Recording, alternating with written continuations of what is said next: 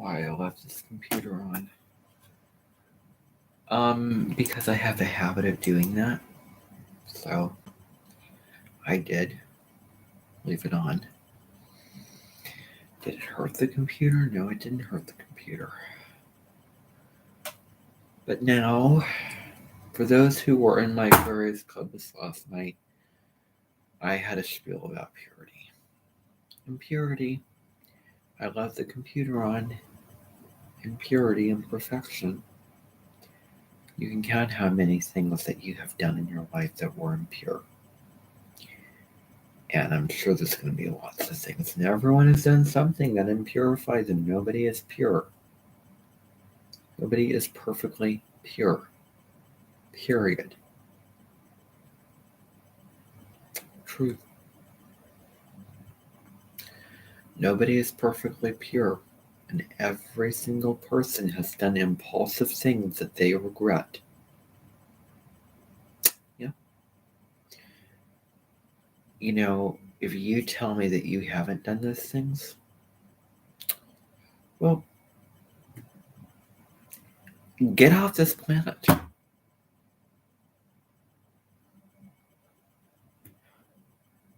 Get off this planet.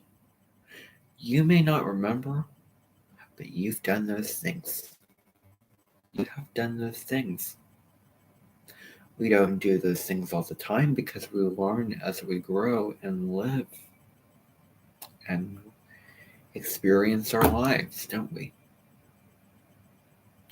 But you have done things in your life that are impulsive that you regret.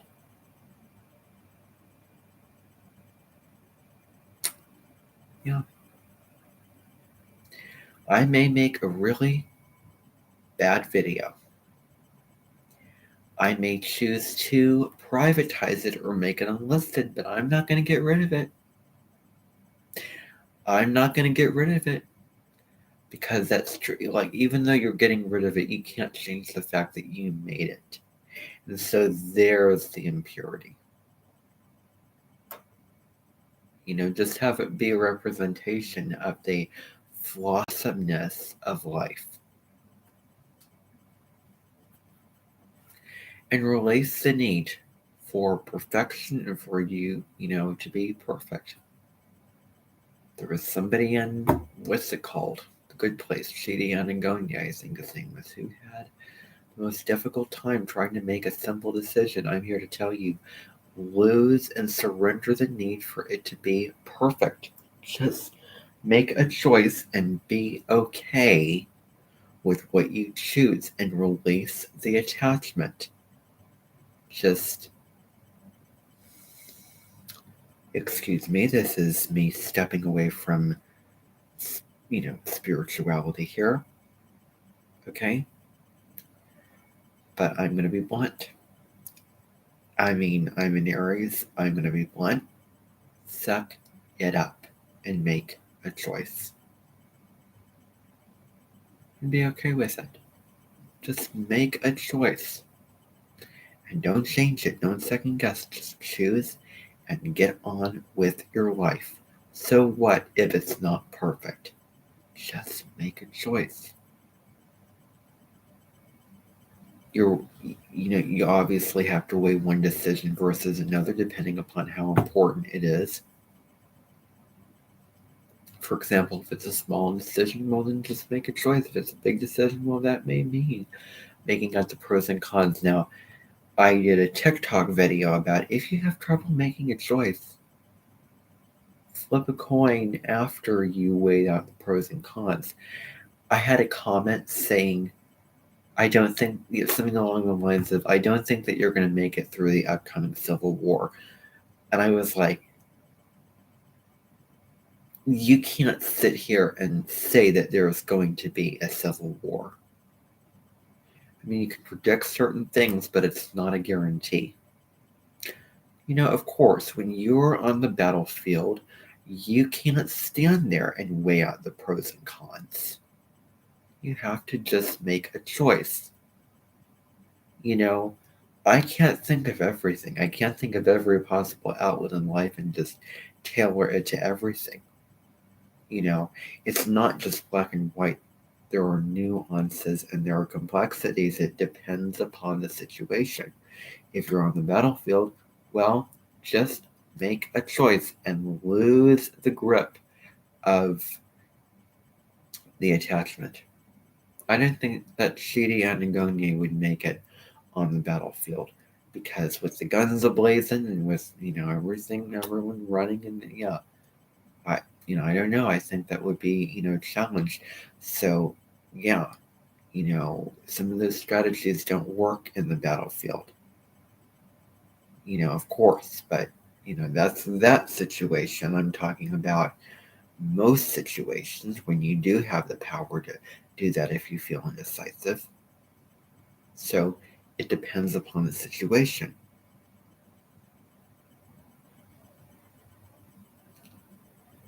Now, anyway,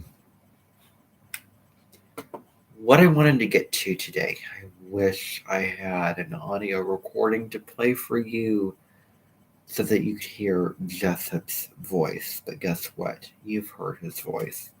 He was here at my event, and you've heard his surfer personality. You've heard the kind of dude-like way of talking kind of thing. How you do? I can't make fun of him. I can't. Because it's really hard to do that. He has one of those voices where you can remember it, but it's just so distinct that when you hear it, you're like, okay, yeah, that's what I remember. But then you kind of forget it. He has one of those voices.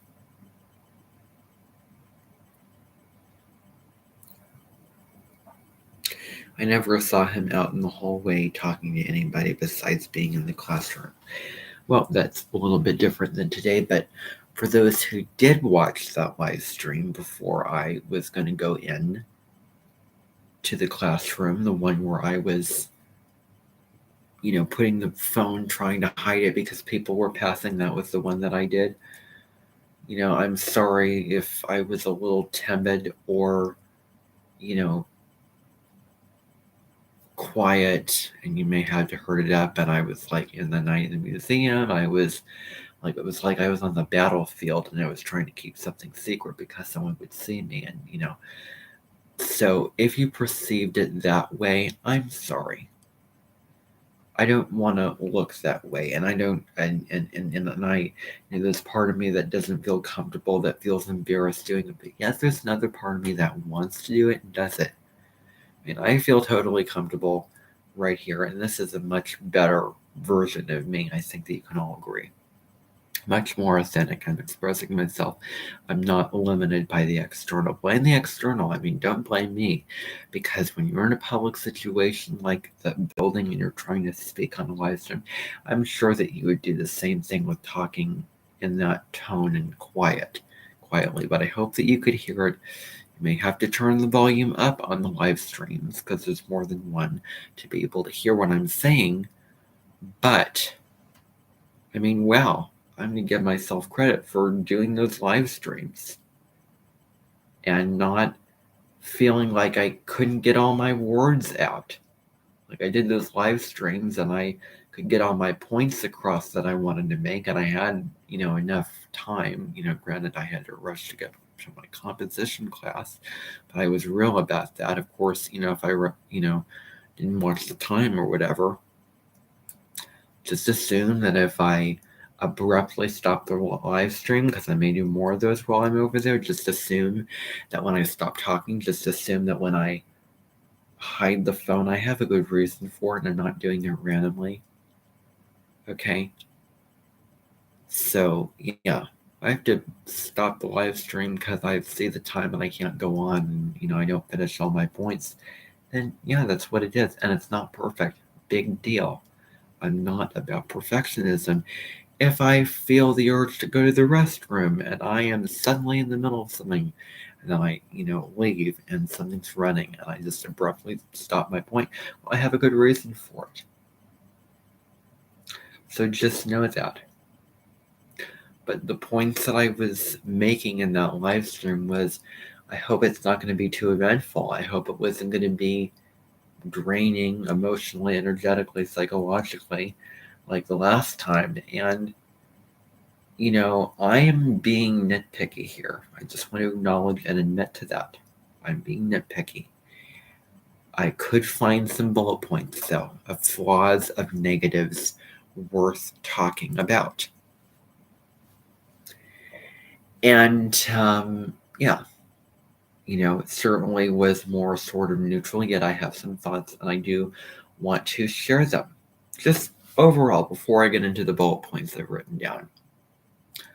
What do we do today? Well, we did, he was discussing the, rough draft that's due on the 31st. So, I'm well aware that I have a lot of work to do. I will definitely get that over the weekend, done.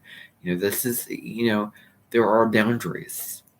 I really feel like there are boundaries, and I also feel like there, should be boundaries between, my personal life and those types of issues. And I will never involve my family, what happens in any of these live streams, because that would be, for me, that would be overstepping those boundaries. And I'm not going to do that. And if I was pressured into, even, if I was pressured to do anything, really, drinking alcohol, anything, I am not going to try to give in to pure pressure if it doesn't feel right. I'm not. I, no matter how much, I have to live according to my own values, and I'm not going to let other people inconvenience me, particularly when I need to, go to the restroom or something like that. I just have to be okay with missing this so that I can enjoy what will be upcoming, later. I'd rather miss part of the party and then enjoy what is left of it rather than sit there and try to enjoy it, try to make the most of it, and regret that I didn't take care of what I need to take care of. And I was sitting on what I needed to take care of, and I was miserable. I was uncomfortable. So, given the two choices, I know which one I would choose. I know which one I would choose. So, yeah. So, we did, what did we do? He talked about the, essay. He played a little video on gratitude, which that he played Teal Swan's video on gratitude. Because she has a video on gratitude and the truth of it. Thank goodness he didn't preach gratitude and all those things. He just sort of informally gave the questions out and, responses. And, what we needed to do is do a free write over the video, what we, heard about it, what stuck out to us, those kind of things. And, that's what the free write was. And actually, I am going to take some time and read the free write that I wrote today. And this is true. This is free write. And I have to, give him some props for the free writing, because 2023, I want to be free this year. Free write. Being free with my mind in the practical and, boundary earth sign of Taurus that my Mercury is in. I can say whatever I want to say, because me being free is like nothing compared to so many other people. I mean, you do the research, you do the homework, and I will pale in comparison to all those people. Okay. So I said, this is the response to a video, which was, I didn't see the video, it was just an audio recording, where the guy was talking about gratitude. So I didn't see the video, I just heard it and heard what he said. So this is what I said about gratitude, what I thought of the video. And he said, consider write about things you might be grateful for. Maybe maybe you might want to do this. Maybe you will do this. Not write about things you're grateful for. Like, no. And I do have to give a thumbs up in that direction. And I'm going to, get to another area later. But, yeah. So anyway, I'm going to, read this just so that you can hear, So I said, I found myself agreeing. You're asking if you disagree with the points, if you agree with the points. Now that you know who this person is, I think I can be a little bit more open with you. Now that you've heard him, seen him, so yeah. I will be open as long as I feel comfortable, as long as, I feel that you don't need to hear it, or, it's just too personal, or, not important, not worth it or anything like that. But I'm just going to read this. Granted, I'm not going to, read everything I write and then, share every single detail because, no, of the class periods and, what have you.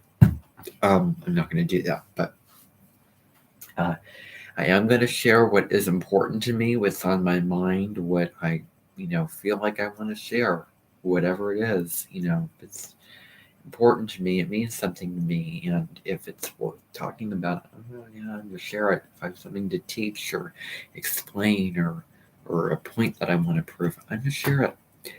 I said, I found myself agreeing, even though I knew what the person was saying, and I've heard it before many times. That very much is true. I've heard gratitude and all those things many, many, many, many times.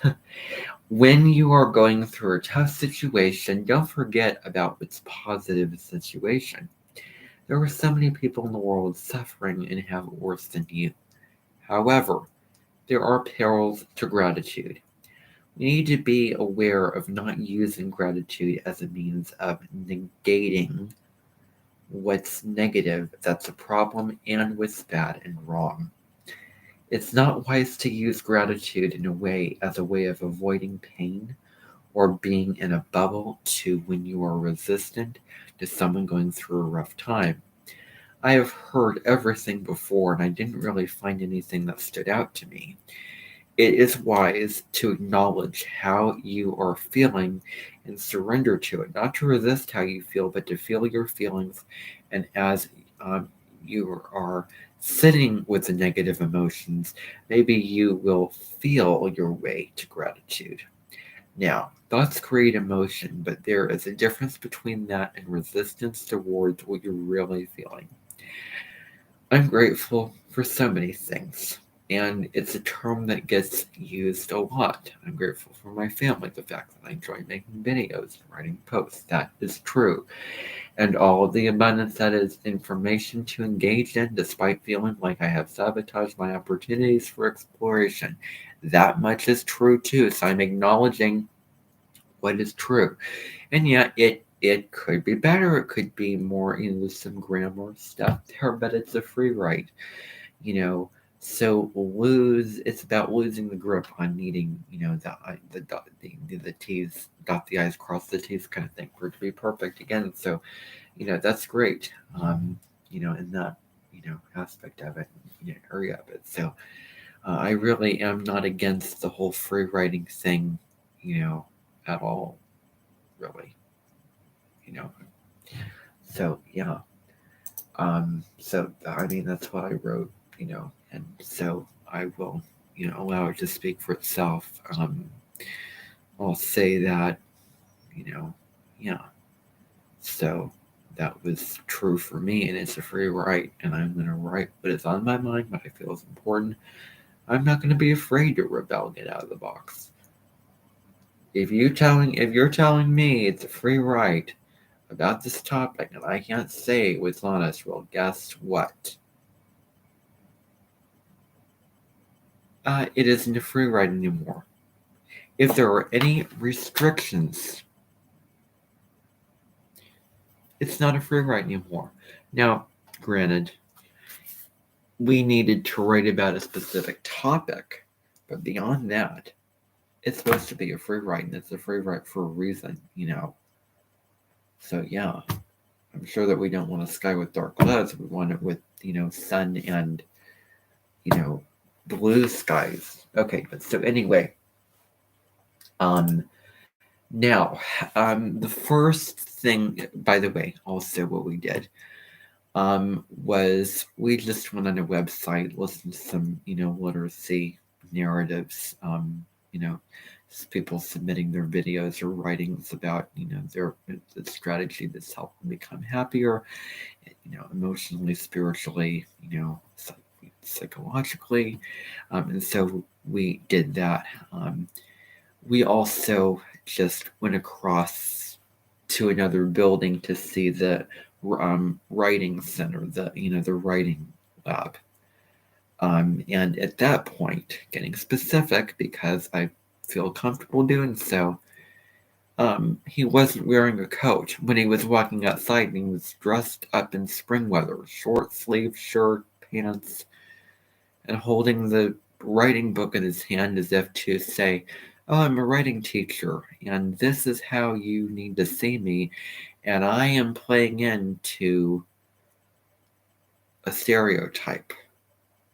If Adam Olenbus was there, sort of, presenting himself like a teacher, in his videos, if you see his videos, I wonder what he would think of that, and I wonder what he would do if he taught writing. But of course, he, teaches astrology classes as well as his YouTube channel. And so, yeah, so and Adam Melendez will be coming to the event, and he does. He is really avid with his YouTube channel, putting out videos every day about astrology transits and topics, and I occasionally see like Teo Chink for astrologers, whatever that may be. Live streams over asking questions and looking at a natal chart and stuff like that. So yeah, he does quite a bit. And he has people backing his channel where they donate to him and give their money, which isn't really, the North Node in Taurus, because it's about, you making your own money. And I do want to use the word empowerment here. But yeah, that's what, is, going on, where people are backing his channel as the Kickstarter for 2023. And so, yeah, he's announced it in his community tab multiple times. So anyway, one of the things I didn't get to and didn't even talk about, not only is this person in resemblance to, this is where I'm going to get to those bullet points I've written down here. Not only is, I'm going to say, Mr. Bonstetter, not only is he in resemblance to, I'm going to say his name, Jonathan Bethard. It's hard to say his name. It is. But I did it, and that's the name. Not only is there that resemblance, I've talked about that resemblance before. I didn't want to go on about that. But there is also the resemblance about Nathan Liston. And who is this person? Well, he was a Spanish teacher of mine that I had during that COVID year. So from the fall of 2020 through the spring of 2021, that's when I had him when I was remote, the whole way through, all those months. Basically, he was manifested by me coming into the choir room and speaking Spanish to the choir teacher who is in resemblance to him. And when I did that, the universe heard that and was like, there's something to that. Let's wait about, I don't know how many months, and we're going to take the two and put them together. So that's what a force did, like a higher force, to use sort of, I don't know, cosmic consciousness, or what I mean, like cosmic consciousness, like, yeah, that's not, yeah, you're really not saying much when you say that, just anyway. But anyway, basically, I came into the choir room, spoke Spanish to the choir teacher, who is really popular on Instagram and TikTok right now. You can check out his accounts. I'll put links to them in the description of this video. Hopefully, not in the chat, because sometimes I don't always see it at the end of the live stream, so I'm not going to do that. Why waste that time where I do something super meaningless if it's not going to show up later?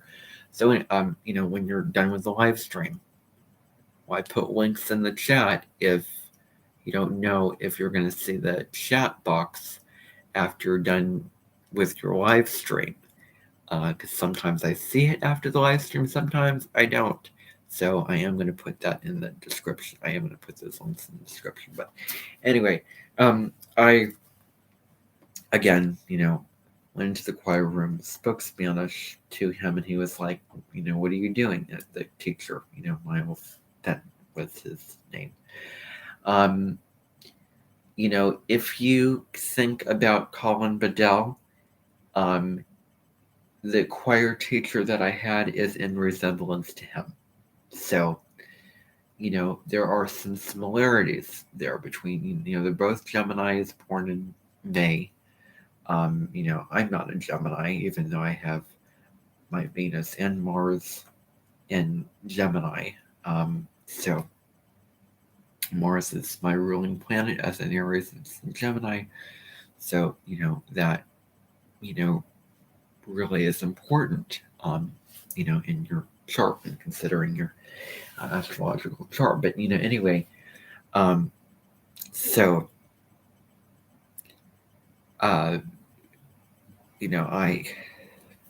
he came about, I met this person, over Zoom. I've seen him in person like multiple times, but more so often I really got to know him and really connected with him through Zoom. So, because I was remote learning, and there would be Zoom meetings where I would meet the teacher and you'd discuss things, ask questions. They would, lecture, share presentation, and those kind of things. And often, because I was learning foreign language at the time, I would be, with a partner, and trying to speak Spanish with that partner, and remember the words and remember the conjugated verbs, and all of that. And I'm pretty rusty on my Spanish. It's been a while. And the very first country I plan to go to is Italy. So, yeah. But, I'm not, I wouldn't be, 1,000% excited to take an Italian class. I mean, I would be into it, but, it's not, as big as it's super duper important to me, but it is important to me. It's something I'd be open to taking, and something that I would feel that would be important to me, relatively. But anyway, so I knew this teacher. He was basically the choir teacher that I had, but he was a Spanish teacher.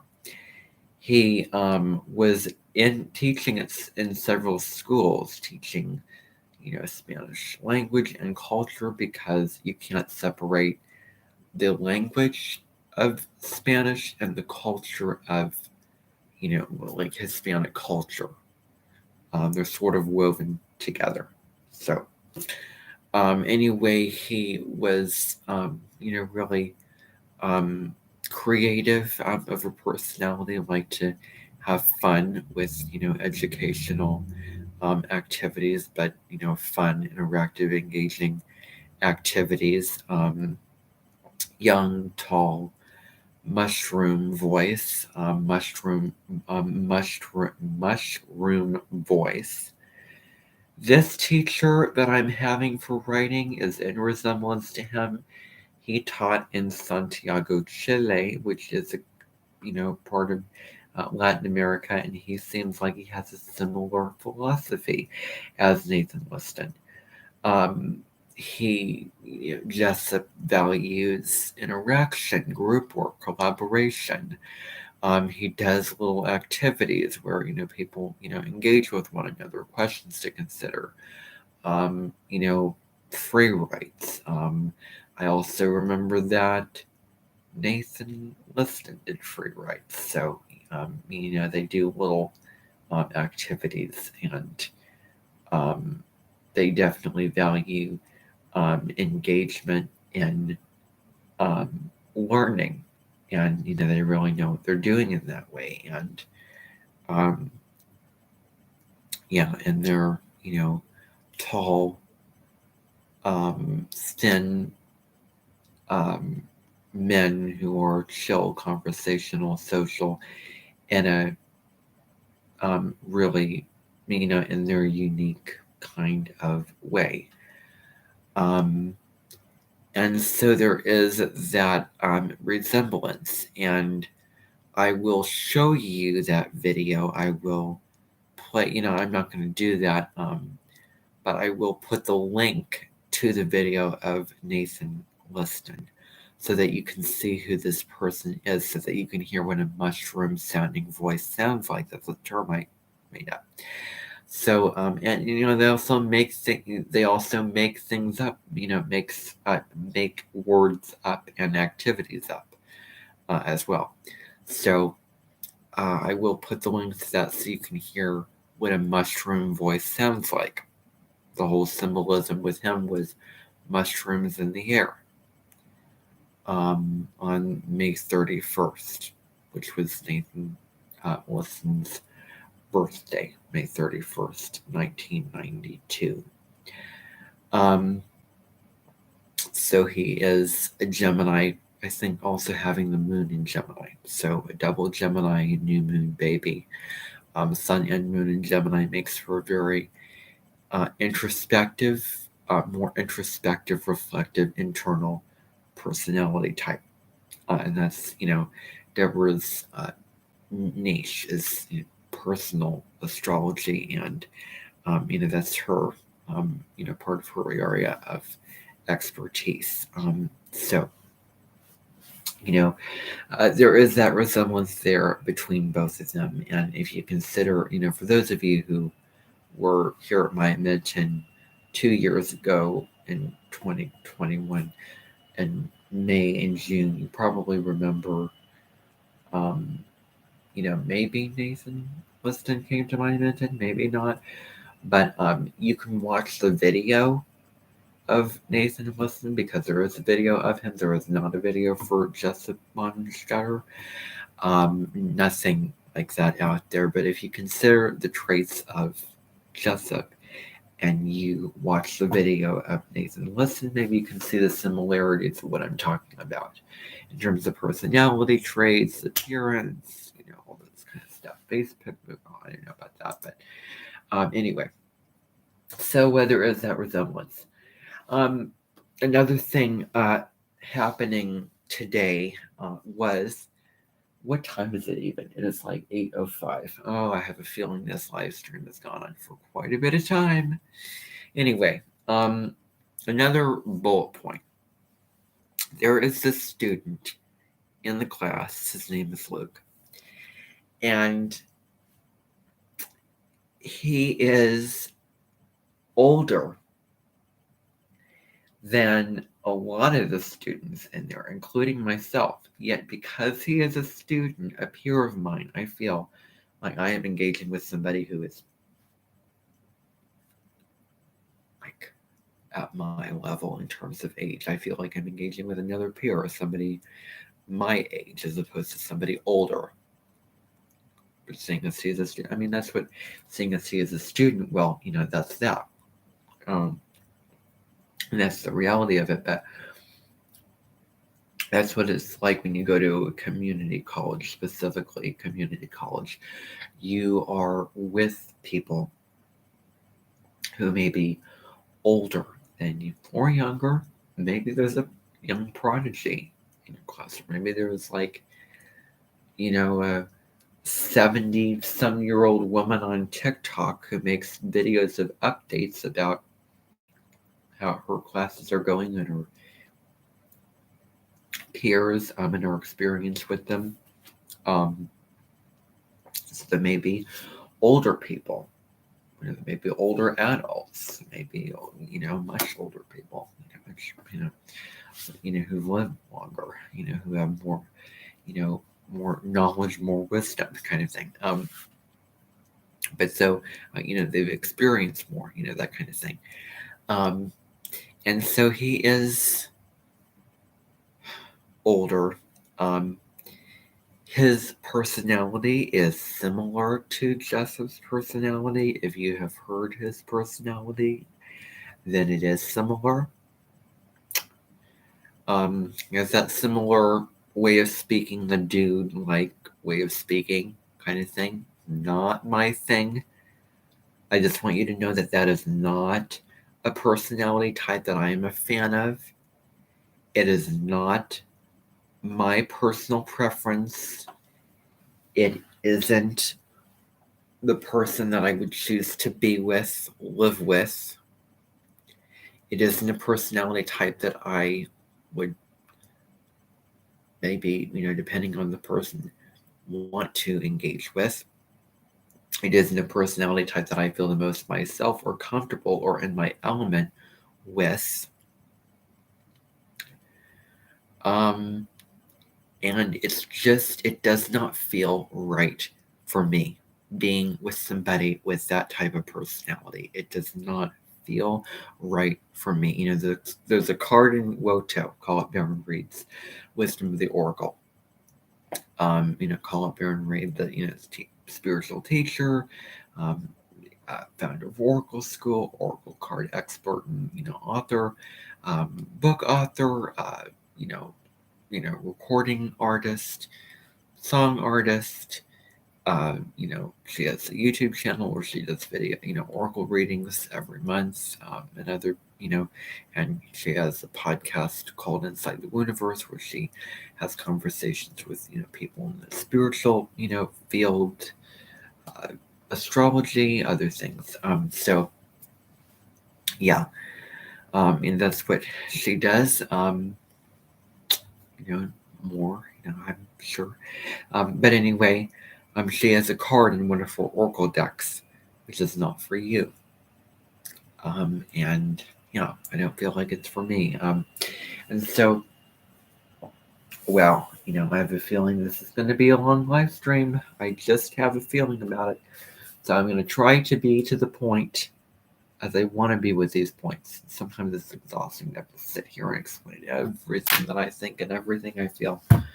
Good grief. Sometimes I'm exhausted by, certain things. I don't know. But anyway, so I was noticing that he was staring at me.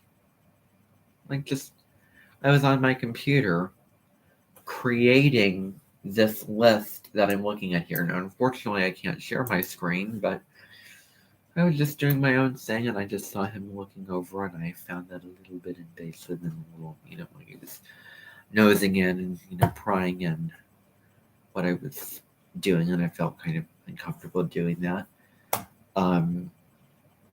That's how I felt. I felt, under pressure and like I was being, looked at, or I was nervous that somebody would look at what I was doing and those kind of things. I'm more nervous, of course, doing the live streams. But anyway, I don't have too much to say about that. Honestly, I don't. And believe me, I will probably leave this live stream with a thought like, oh man, I should have spoken about that. I should have discussed it. That's so important. That's so meaningful. Oh, darn, I wish I brought that up. So far, the live streams where I've said that I have, felt that way, but, I don't know. So, no, anyway. So, yeah, I didn't care for that. And, with his personality, with working with him, the last time, yeah. Mm-hmm. So, yeah, not a fan, of him. I just, that's just how I feel. The next bullet point is hearing about gratitude but not have my own choice at the time I want, way beyond family. So basically, I was hearing that video that I mentioned earlier about gratitude, and somebody like the personality type of my, of that teacher, just Jessup, playing the video. I have to be less timid when I'm saying. And that personality type, which can lend itself to being, I hate to say this, but preachy. It can lend itself to being kind of judgmental. It can lend itself to being irritating in that way. It can lend itself to being negatively zany and draining, and all of those negative terms I've spoken about before. So, yeah. So, I'm sick and tired of, hearing about gratitude. I mean, by certain people and, by a certain person. And, it's great, but I've just heard it so much and I've spoken about it so much. I've written about it so much. So, yeah. Yeah. I didn't hear it at the time that I wanted to, which is sort of, drilling in, hearing what I already know, which is one of my pet peeves. I don't like it when I hear just the same person telling me, giving me information, lecturing me about what I already know and things I already know and I'm aware of. It's like, I'm sick of hearing about this. Talk about something else. I've spoken about it before, and I, with my Mercury in Taurus and Jupiter and Virgo, I kind of think highly of myself in that way. But anyway, I don't know if I do or not. But way beyond family, this means, beyond family members and beyond friends of mine, even beyond channels that I have subscribed to. I am never going to throw any one of those creators under the bus. I am never going to do that. Oh my gosh. Wow. So many of those creators that I follow are like, they're friends of mine, or better yet, or they're more than that. They're family to me. I mean, I have never considered that. Like, let's just slow everything down. Okay, just forget about it. Okay, forget about rushing, trying to get through these points. So many of those people that I follow, they are family to me, and I'm gonna get to watch them for whenever I want, and they're going to be available for whenever I want to get on there and see them. And there's something really special about that. And yeah, so I'm getting to know them in really deep and personal way, maybe even a profound way. And yeah, so way beyond family, way beyond many of those people, members, the spiritual community of the Invented members of the astrology community, beyond them. I'm talking about people out in the world. I'm talking about people in the workplace. Professors that I would have. Those are the people that I'm talking about. I do not want them to preach about stuff to me that I already know, that I'm sick and tired of hearing. So, yeah, I mean, it's as simple as that. So I just thought the combination of things from his personality and the fact that he was playing this video about this with a man talking about this and saying everything I already know, like, consider that, wow, there's people that have it worse than you. And, when you put yourself into perspective, that those other people would trade in for what you're experiencing. I've heard that before. And I've already known that. And because of that led me to write about what I did about do not take gratitude and negate the negative, the pain, the bad and the wrong. To use Till Swan's words,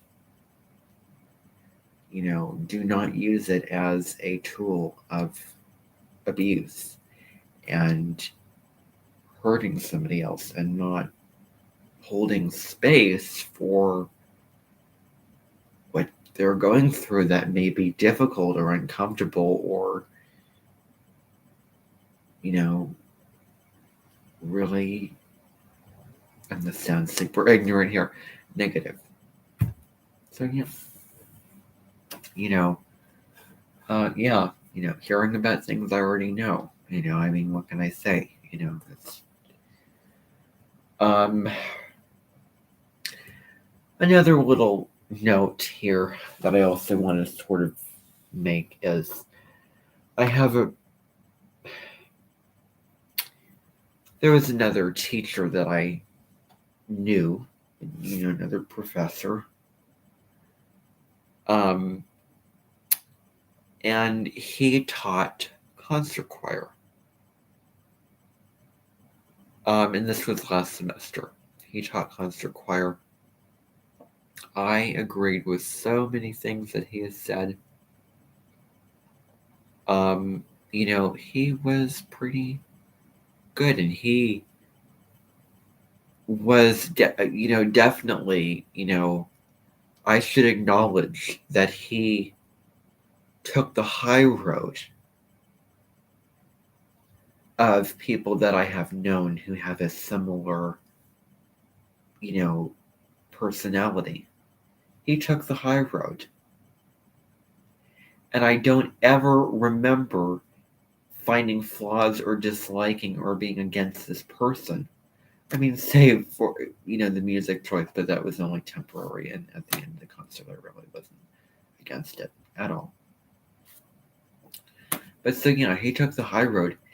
And I was a little bit skeptical when I, first saw him and seen him for the first time. I was like, yeah, this is a stereotypical music teacher. But he proved, or I shouldn't say that, he is a unique person in his own way.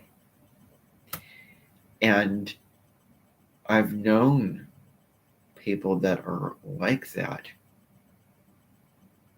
And he was one of those people that displayed better expressions and just the lighter side, the higher vibration side of this kind of personalities. Dry humor, basically. I hate to say this, but he was in resemblance to Mr. Tyson, for those who remember having him come to the event, and me speaking about him multiple times. However, he wasn't in resemblance. I want to be honest. He was in resemblance, yes.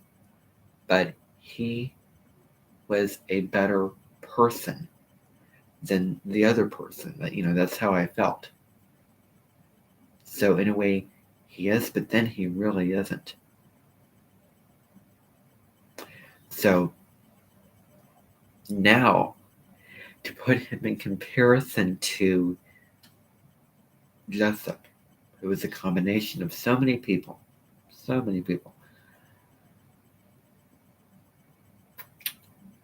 I would choose, I'm going to say his name, Professor Thompson. One of the reasons for that is, well, he teaches music, and that is an area that is super important to me, and something that I'm considering making my life and career potentially. It's not official, but I'm really thinking about it. And yeah, so that's one of the reasons. that's not the only reason. His demeanor, personality, I want to use the term frequency, you know, I prefer. I would comparatively say this person is easier to get along with, easier to talk to, comparatively. Out of all the things I have said so far about Joseph, I want to go back to what I started talking about him at the very beginning. Comparatively. I made a point that I didn't want to come on here and, vent about these professors that I'm having. I didn't want to do this. Comparatively, never once have I said that this teacher that I am having now is judgmental or, mean or whatever. Apart from I hate to say this because it makes me sound like I'm nitpicking. Apart from, calling me out in front of everyone, which is not cool. So anyway, I don't want to get into any more stuff, Anyway. The next bullet point is, I know what you're thinking. You're just going on, and you're talking and talking and talking and talking. Like, wow, I feel overwhelmed at how much you can take power of, how much, like, I'm sure that some of you are thinking, I want to be like you. I want to have all these things to say, well, guess what? You can. You can start your own invention. You can do your own thing. I do not believe in being so special and doing all these things, and yet other people can't do them. Now, I ended up doing mobile live streams, and as you know, that's a vertical feature where some people have it, some people don't, but oh my gosh, like, it just happened where I started doing that, and why not? It's there, why not take advantage of it? It's an option, and, too late. I've already started it after thinking about the fact that, oh wait, I made a vow to myself, I made a promise to myself, I said to myself, I wasn't going to do this because other people don't have it. I don't want to use a feature that some people don't have. It's too late. I used it, and I'm using it. I'm going to continue using it. So, yeah. So, yeah. I would be honored to have a resemblance ceremony with Maria de Simone.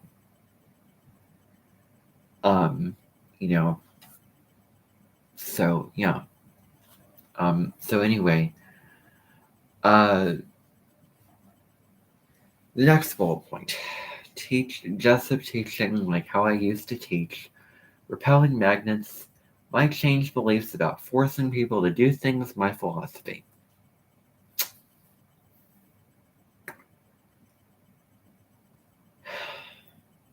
Remember way back in 2020, I'm copying videos over their archive videos that I made that I filmed in 2020 about my mentor meetings. I reminded myself of Nathan Liston and, Jessup and his style of teaching. I mean, I was looking at him, and I was observing his style of teaching, Jessup's style, and I was thinking to myself, this reminds me of how I used to do it. This reminds, activities, questions to think about, so many different things going on. And yeah, speaking, really well and being, up and at it and engaged with, what I was used to teaching. And I presented myself like a teacher. And I'm sure that you could find the flaws in how I was a couple of years ago. I am sure. I'm sure I had flaws. I'm sure I have so many flaws that you're finding, that you found. Yeah, I'm sure. I am just sure. And I am willing to acknowledge that I have flaws. I'm willing to acknowledge that you are probably finding a whole bunch of flaws inside of me. I'm willing to admit to that. I don't think I want with that, but, so anyway, so I taught in a similar way. Repelling magnets, basically, when you have one person, another person that are the same, and sometimes you don't like that sameness or that similarity. You don't like this person, you repel against this person, you want to isolate yourself from this person. You maybe don't want to be around this person because they remind you of yourself in a negative way, traits of yourself, parts of yourself that you don't like. So you're kind of like, oh, as much as I hate to say this, I don't want to be specific at all about this, but there's something about it is in your DNA to reject. I'm asking this question, to reject what, like, if you're a son, then you reject your father or what your father does, or if you're a daughter, you reject what your mother does. More so. I mean, I don't know if that's true. Just forgive my ignorance here, but yeah, you have two dance moms in a room that are so similar to each other, they don't like each other, they can't stand each other. Because when you're seeing someone that's like you, it's like looking in a mirror and seeing the same person or a similar person with traits that you don't like about yourself, aspects that you don't like about yourself, qualities that you dislike about yourself. Ways of speaking, personality, all that reflected back to you. Yeah. Doesn't feel too good. It's not, you don't feel too persuaded to get close to this person. You sort of want to become further apart from the person. My metaphor for my analogy is the nodes of the moon. I say you're more attracted to, like opposites attract, where I believe that if I had a child, I would want their nodes to be their South Node in Taurus, North Node in Scorpio. So that means if I had a child, I would want that child to be born in 2021, 2031, or 2032. Because I have my North Node in Taurus, my South Node in Scorpio, so I would want that child to be with their North Node in Scorpio, South Node in Taurus, because it's exactly opposite me. And I can count several people who have their nodes opposite me that I really, really like. And speaking of which, I really hope that you're considering whom you want to choose for a person that you want to live with, for what'll go on, because you'll be living with somebody who has their nodes opposite you for a whole lunar cycle. So starting at the new moon, right to the full moon, and then back to the next new moon. That's the whole cycle. So May 19th, it'll begin, and then, until the next new moon happens. So May 19th is going to be a new moon in Taurus. Should be an eclipse in Taurus, but anyway. So new moon in Taurus. We have a full moon in Sagittarius. And then the new moon in Gemini. That's when it's going to come to an end. Around that point. Full moons are time spending, endings, culmination, but whatever. So yeah, over a whole lunar cycle from one new moon, and then the full moon, and then moving back to the new moon, and then it ends. So that whole lunar cycle, that relationship ends. But basically, it'll be a show where it will be filmed. You will be, hopefully, interviewed, where you'll be doing a confessional, a testimonial on your experience with this person, and it will show your sort of relationship with this person and experience living with this person. It will show the chemistry between you and that person. And, I'll talk way more about that when we get closer to it. But anyway, it is important to acknowledge that it's not only your nodes that need to be looked at and analyzed and evaluated, but also other aspects of your chart, particularly the moon and Venus. The moon is how you nurture relationships, how you want to be nurtured, how you feel, how you need to feel at peace with yourself. What are your emotional needs?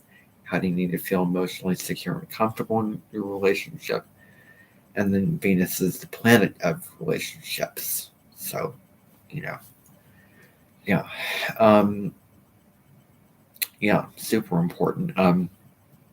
So, those things will be hopefully taken into consideration. Also, your sun signs, your Mercury, Mars, Jupiter, Saturn aspects. Like, particularly if I was in a relationship with someone with Saturn in Libra, and that Saturn was hitting a degree of my moon in Libra. Oh, I don't know about that. Because Saturn restricts. It is like the authority. It is the, the demanding, restrictive, father figure, I guess you could say, because Saturn is the father archetype in astrology. And then, your moon, which is expressing your emotions and, feeling nurtured and feeling comfortable in the relationship. That could be kind of difficult. There could be some challenges with that, and, benefits, positives, like this person with Saturn and Libra has more structure to your moon, grounds you, focuses you, gets you on task, a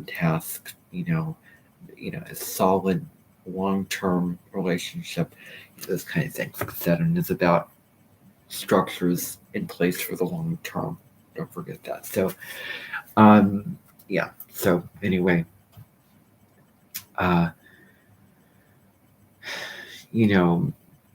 opposites attract, and that whole thing. So I've sort of changed my philosophy about things. I used to teach. I used to have a lot of things going on. You used to have this assignment due at a certain date. I did this activity, one concert after the other. People had to work really hard. I was inconveniencing you with all these activities and this project for this astrological season, like a lot going on.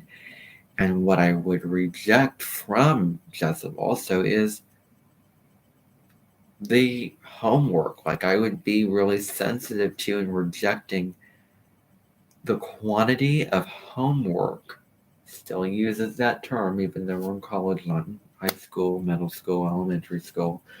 One of the lesser traits I don't care for back then, but it's not negative or anything like that. But I would be very sensitive to any kind of homework that would mirror me giving you a lot of homework and assignments and this Edpuzzle and read this article and watch this video. And so I've changed my philosophy about restricting people and forcing them to do things and being the dictator and being the teacher and doing all that. And I truly apologize for doing that. I truly apologize for forcing you to do all those activities and assigning all those projects and doing all those kind of things. For my age and what I did, I truly am Sorry. I'm sorry now. I don't believe anything now. I believe I don't want to force you to do things. As many things, I want to be honest. I am forcing people to do less. I am not forcing people to do this and that has to be my way and my plans, because I get that it's not going to feel true to you or authentic to you, because I am the one that wants it this way. I want to see it this way. I want you to be like this. I want you to show up, like this. I want you to get this assignment done. I want this, people to sing this song. I want this person to interview this person. I want this for someone's prayer. I want that. I want to have this project that I'm forcing on you. You need to do this. You need to do that. Like, that's how I used to be. And I feel that I am really letting go of that and changing who I am and how I run my Edmonton. And I haven't assigned super big projects or any, work and stuff that I couldn't even, do. And it would be really, really hard for me. So yeah, even that, I would assign, I was watching a video of myself assigning, do something where you're talking about the element of fire in your life and how you experience that and how you express that. And what your encounter was with the element of fire in astrology, and an experience that you had with that, how it shaped you, how it impacted you, how you felt about that, something like that. It reminded me of Jonathan Bethard's, and the issue that I found with him is he was so much air, so much earth, fire, no water, lacking in depth and lacking of true substance. And I felt like a lot of what he was saying was just wind up here, surfacey, dry, and theoretical. That's what I felt like. And so I had an idea about this that you would, be, that it would be easy. And if I was assigned to do something like that, if I was assigned to do an Aries in my life project and trying to find an Aries and come up with the traits and characteristics of an Aries and how this impacted me and how, I grew from those, my experience with that person, how they embodied those traits and what I gained from that person, what I didn't like about this that person, that would be challenging for me to come up with and be able to do that for me even. And so I reminded myself of Jonathan Bethard because of the theoreticalness of it and assigning this project and this activity. And maybe that's one of the reasons I rejected him a little bit, because he reminded myself of me and the sexy ways of going about presenting myself, going about teaching, going about assigning things. So, yeah, I am sorry if you felt like I was putting too much pressure on you, putting too much responsibility on you, needing this to be done by a certain date and having all these ideas and all these plans and doing all that. This project going on, like really restricting you, and really, I am sure that a lot of the things that you did that I have assigned in the past did not feel true and authentic to you because you were forced to do them when you had other work to do and, other reasons. So, I can just bet that because I forced you to do it. I made you do it. You had to do it because I was telling you to. You had to comply, conform to it. When you have this kind of limitations,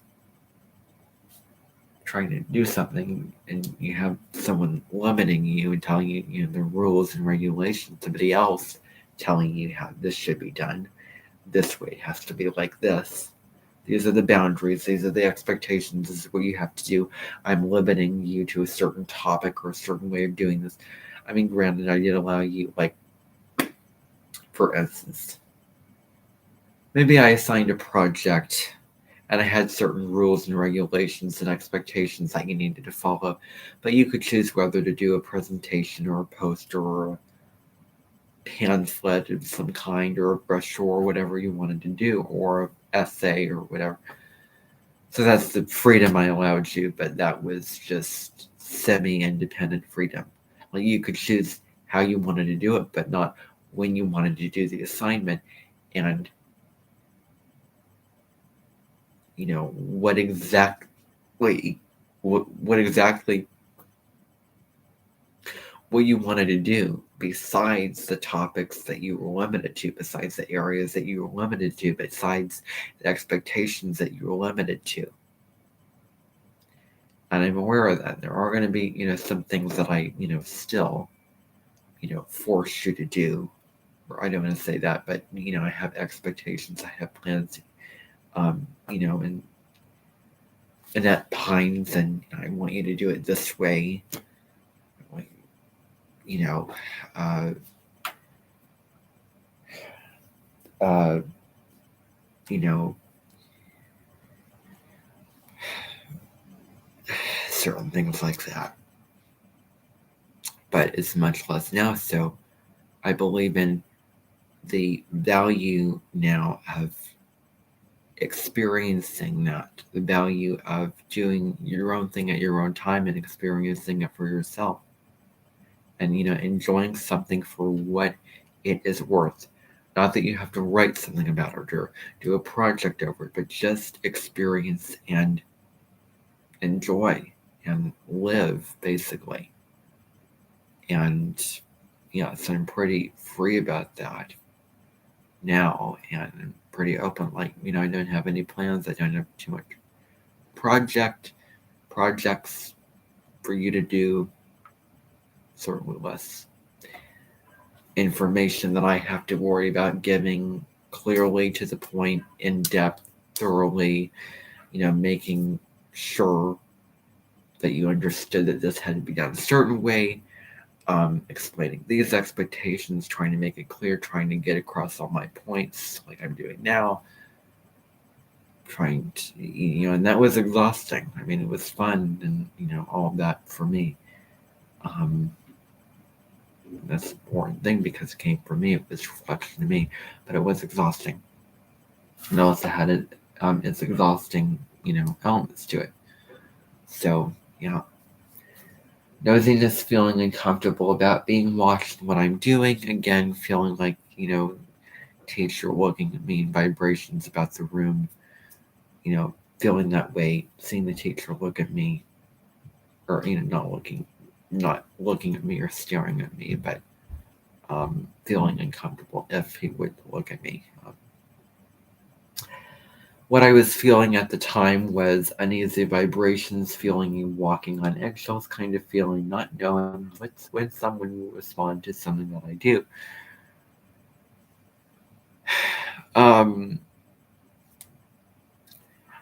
Yeah, so this is what I was feeling. That kind of energy of feeling emotionally kind of restricted, kind of feeling. Feeling, under pressure, sort of uncomfortable to, be myself in something that I would do. I would feel uncomfortable. I felt uncomfortable if someone would look at it or see it or question it or ask me a question or doing that. I felt like I was walking on eggshells because of that. And I just was holding my breath and kind of, a little bit uneasy about,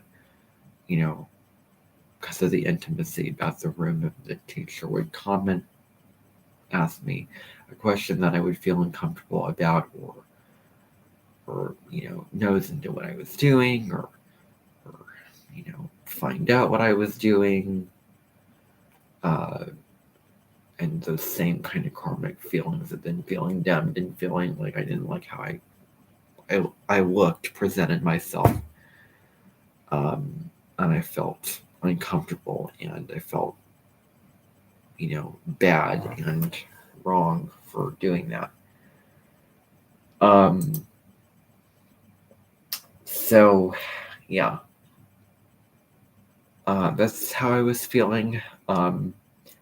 Trying to hide something, feeling insecure about doing my own thing. That sort of reiterates that point. Feeling overpowered, too. Feeling like he was overpowering me. Taking, like really in power,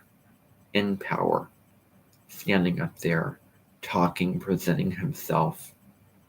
You had to do this thing, that thing, that sort of feeling. I wonder if he may be a millennial and they want to take charge and take the reins and take power. And I do feel like he is definitely a power source and somebody who does have a lot of power. That's how I perceive him when he is teaching, in this sort of mannerism. Power, that he does have power over his students, power over what he does, what he talks about, what he assigns, the mannerism, the personality, the style of speaking about this thing. How he presents himself, how he teaches. I do see that he has a lot of power, which is in resemblance to Mr. Tyson. I wonder if you feel like he has a lot of power. Like when he presented himself and when he was speaking and came to the event and spoke up in front of all of you, did you feel like he had a lot of power? Like he meant business when he was teaching. And so that's just how I felt. Like nothing bad or wrong, but I just felt like he had a lot of power with, I need you to do this, I need you to do that. Having this homework thing to do, having these things, that you need to do. Which is sort of a trait that I kind of reject. Someone kind of draining in that way. But anyway, it feels difficult and overwhelming what I need to do, the personal narrative I need to write, that homework. I am a little bit worried about it. It does seem difficult and overwhelming. And another thing, I said I'm sorry earlier. I meant it. I don't apologize just from my intellect or when someone's forcing me to apologize. If somebody were to force me to apologize and it did not feel true to me, guess what? I would not apologize. I would not apologize. I don't give lip service. I don't stand up with a piece of paper and an apology written out and just read off and say whatever that person wants to hear. I don't agree with that. I don't believe in that. Be authentic. Speak from your truth. Mean it. Own it.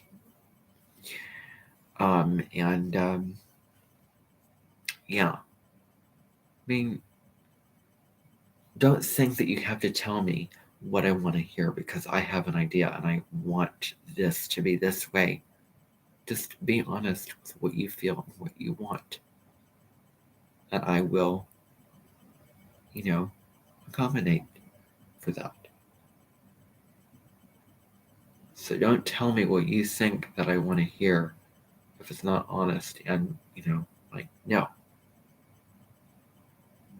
I would prefer if you would have integrity rather than trying to please me and make me happy.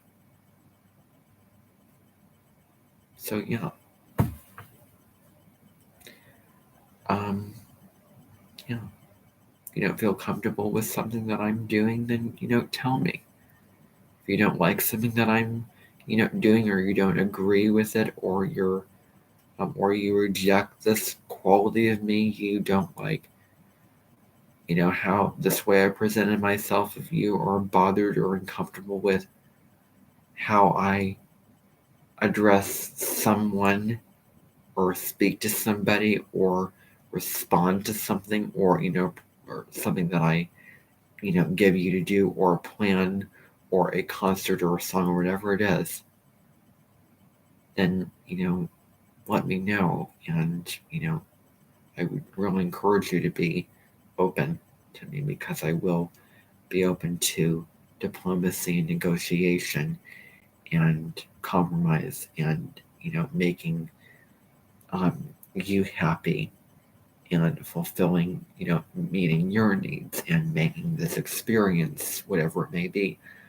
pleasant, or worthwhile, or happy, or positive, or satisfying, or easy for you, because that's what I believe in. Now, that's what I believe in. Now, the black room and the cloning and what's in there, no, that's non-negotiable. Non-negotiable. Non-negotiable. You will not be able to fight me on that, or try to change my mind, or try to get rid of those things. I've made up my mind, and I'm not going to compromise that. I'm not going to change that, because that's not what I value. Just giving into the needs of somebody else, and it doesn't feel authentic to me. That's not what I value. That's not what I believe in. It's not what I agree with. So I'm not going to do that and bend over backwards for people. I'm just not going to do that. I am not going to do that. I'm never going to do that unless it really feels right for me and right for my heart. But that is non-negotiable. That is specifically is non-negotiable. Don't fight me on that. Don't give me a hard time about that. Don't pester me about that. Don't annoy me about that. Don't fight a battle that you won't be able to win, because it's, not worth your energy, not worth your breath, not worth your time. It's, you can't win that battle, so don't try to fight it. I'm just honestly saying that. I'm just, as the enemy speaking to you, I don't know. But, so that is the one thing I will say, that's not going to change. It's non-negotiable. So, mind your own business, don't dig, that hole, or don't rock that boat, or don't push those buttons of mine. But,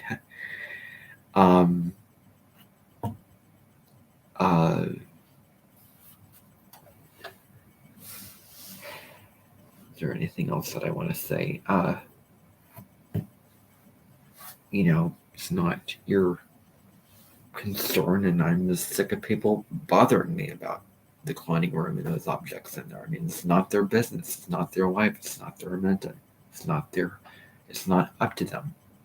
Like, leave me alone and stop wasting your energy and stop worrying about it. Just leave it alone. Mind your own business. Period. So, I'm tired. This has been a really long live stream. I think I'm going to call it quits. Good night, everybody. Bye for now.